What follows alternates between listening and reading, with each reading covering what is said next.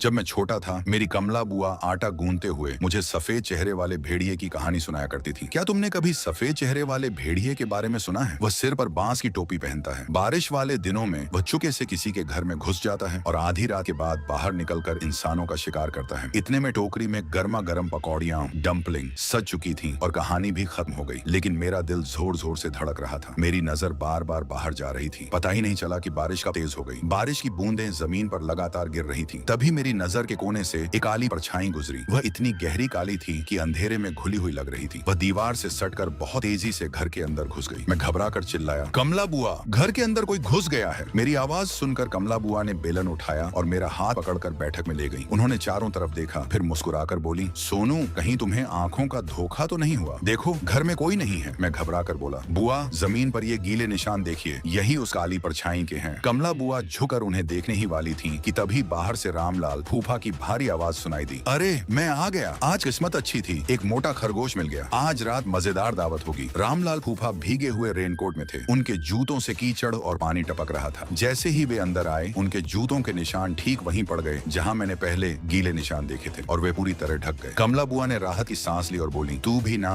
कहानियां ज्यादा सुन ली हैं। अब से मैं तुझे कोई डरावनी कहानी नहीं सुनाऊंगी। लेकिन मेरा ध्यान अब भी जमीन पर था। मैं अच्छी तरह जानता था कि जिस परछाई को मैंने देखा था, उसके सिर पर बांस की टोपी थी, जबकि रामलाल फूफा ने सिर्फ रेनकोट पहन रखा था। मैं कुछ कहना चाहता था, लेकिन कमला बुआ ने मुझे चुप रहने का इशारा किया। मैं उनसे बहुत प्यार करता था, इसलिए चुप हो गया। मन ही मन खुद को समझाने लगा कि शायद मुझे ही भ्रम हुआ होगा। तभी रामलाल फूफा बोले, अभी जब मैं आंगन के बाहर था, मैंने भी एक काली परछाई को पहाड़ी की तरफ भागते देखा। बड़ी तेज दौड़ रही थी। कहीं किसी का कुत्ता तो नहीं छूट गया? कमला बुआ ने उन्हें घूरते हुए कहा, बकवास मत करो, तुमने जरूर ज्यादा पी रखी है, इसलिए ऐसा दिखा होगा। रामलाल फूफा बस हंस दिए। उधर उबलते पानी में डम्पलिंग ऊपर नीचे तैर रही थी। कुछ देर बाद कमला बुआ ने गहरी सांस लेकर कहा, सच कहूं तो लोगों के बताए उस सफेद चेहरे वाले भेड़िए को मैंने भी कभी नहीं देखा, लेकिन जब मैं छोटी थी तब मैंने पहाड़ों में सिर पर टोपी पहने एक अजीब सी चीज जरूर देखी थी, जो इंसानों की तरह सीधी चल रही थी। अब सोचती हूँ, शायद वह जंगल की रखवाली करने वाला कोई आदमी रहा होगा। आजकल लोग भी ऐसी कहानियां हो बनाकर दूसरों को डराते रहते हैं। कमला बुआ की बात सुनकर भी मेरा डर कम नहीं हुआ। मैंने डम्पलिंग भी ठीक से नहीं खाई। शाम करीब 6 बजे बारिश रुक गई। रामलाल फूफा ने काफी शराब पी रखी थी, इसलिए कमला बुआ मुझे छोड़ने नहीं आ सकी। उन्होंने डम्पलिंग कपड़े में बांधी और मुझे देते हुए कहा, रास्ते में संभल कर जाना। घर पहुंचकर अपनी दादी माँ से कहना कि गरम गरम खा लें और कहना कि मैं कल सुबह मिलने आऊंगी। मैंने सिर हिलाया। फिर उन्होंने गंभीर होकर कहा, अगर रास्ते में कोई अजीब चीज दिखाई दे तो पीछे मुड़कर मत देखना। अगर डर लगे और भाग न सको तो जोर से आवाज लगाना। गांव वाले सुनेंगे तो मदद के लिए आ जाएंगे। मैंने हाँ कहा और गांव के पूरब वाले रास्ते की तरफ चल पड़ा। थोड़ी दूर जाने के बाद मुझे अपने पीछे किसी के कदमों की आहट सुनाई देने लगी। वह बहुत हल्की थी, लेकिन लगातार मेरा पीछा कर रही थी। मैं तेज चलता तो वह भी तेज चलती, मैं धीमे चलता तो वह भी धीमी हो जाती, कभी पास कभी दूर। मैंने अचानक पीछे मुड़कर देखा, लेकिन वहां कोई नहीं था। सिर्फ सुनसान रास्ता दूर तक फैला हुआ था। मैं कांपती आवाज में बोला, कौन है मेरे पीछे? कोई जवाब नहीं मिला। मैं पूरी ताकत से भागने लगा। दादी माँ के घर का रास्ता ज्यादा लंबा नहीं था, लेकिन उस दिन मुझे लगा जैसे मैं बहुत देर तक भागता ही रहा। आखिरकार मैं घर पहुंचा और हांफते हुए दरवाजा खटखटाया। दादी माँ, दरवाजा खोलो। दादी माँ ने तुरंत दरवाजा खोला और मुझे अंदर खींच लिया। जल्दी अंदर आ जा। सोनू, बाहर बहुत ठंड है, देख तेरी पैंट पर पूरा कीचड़ लगा हुआ है। चल चूल्हे के पास बैठ जा। मैं चूल्हे के पास बैठ गया और कपड़े में बंधी डम्पलिंग उन्हें दे दी। दादी माँ मुस्कुराई, वाह, आज तो हम दोनों साथ बैठकर खाएंगे। लेकिन मेरा खाने का बिल्कुल मन नहीं था। रास्ते भर मेरे पीछे चलते कदमों की आवाज अब भी मेरे कानों में गूंज रही थी। मैंने दादी माँ से कहा, आज मैंने सिर पर बांस की टोपी पहने एक काली परछाई देखी। वह कमला बुआ के घर के अंदर घुस गई थी, बिल्कुल उस सफेद चेहरे वाले भेड़िए जैसी। लेकिन किसी ने मेरी बात पर विश्वास नहीं किया। दादी माँ मुस्कुराई और बोली, बेटा, ज्यादा मत सोच। वो सब पुरानी पीढ़ी की बनाई हुई कहानियां हैं जो तुम्हारे जैसे छोटे बच्चों को डराने के लिए सुनाई जाती हैं। तेरी कमला बुआ और रामलाल फूफा इतने बड़े लोग हैं, घर में बंदूक भी है, उन्हें क्या हो जाएगा। चल खाना खा और जल्दी सो जा। मुझे सुबह खेत पर भी जाना है। तू पश्चिम वाले कमरे में आराम से सो जाना। मैंने चुपचाप सिर हिला दिया। खाना खाने के बाद दादी माँ मुझे पश्चिम वाले कमरे तक छोड़ने आई। उन्होंने मेरे ऊपर रजाई ठीक करते हुए कहा, सोनू, जल्दी सो जाना। अगर रात में कोई आवाज सुनाई दे तो डरना मत, बस एक बार मुझे आवाज देना, मैं तुरंत आ जाऊंगी। इतना कहकर वे कमरे से बाहर चली गई। अब पूरे कमरे में सिर्फ मैं था। रात बिल्कुल शांत थी। बाहर कभी कभी हवा की सरसराहट सुनाई दे जाती थी। मैं बिस्तर पर लेटा था, लेकिन नींद मेरी आंखों से कोसों दूर थी। दिमाग में बार बार वही काली परछाई घूम रही थी। कमला बुआ ने कहा था कि सफेद चेहरे वाला भेड़िया सिर पर बांस की टोपी पहनता है और बारिश के दिनों में लोगों के घरों में घुस जाता है। क्या आज दोपहर मैंने भी वही देखा था? और रास्ते में मेरे पीछे चलने वाले वो हल्के कदम, कहीं वो भी उसी के तो नहीं थे? क्या वह मेरा पीछा करते हुए दादी माँ के घर तक आ गया? क्या वह अभी भी इस घर के किसी अंधेरे कोने में छिपा बैठा है? जितना ज्यादा ज्यादा सोचता उतना ही डर बढ़ता जाता। मैंने रजाई को अपने चारों ओर कसकर लपेट लिया। किसी तरह आधी रात बीत गई। जैसे ही मेरी आंख लगने वाली थी, छर्रा कमरे का दरवाजा अपने आप धीरे धीरे खुल गया। मैं एकदम जाग गया। डर के मारे मेरी सांस तक रुक गई। मैंने आंखें आधी खोल कर देखा। दीवार से सटी हुई एक काली परछाई धीरे धीरे कमरे के अंदर आ रही थी। उसके कदम बिल्ली की तरह हल्के थे। जरा सी भी आवाज नहीं हो रही थी। उसके सिर पर वही बांस की टोपी थी जिसका किनारा उसके चेहरे को पूरी तरह ढके हुए था। वो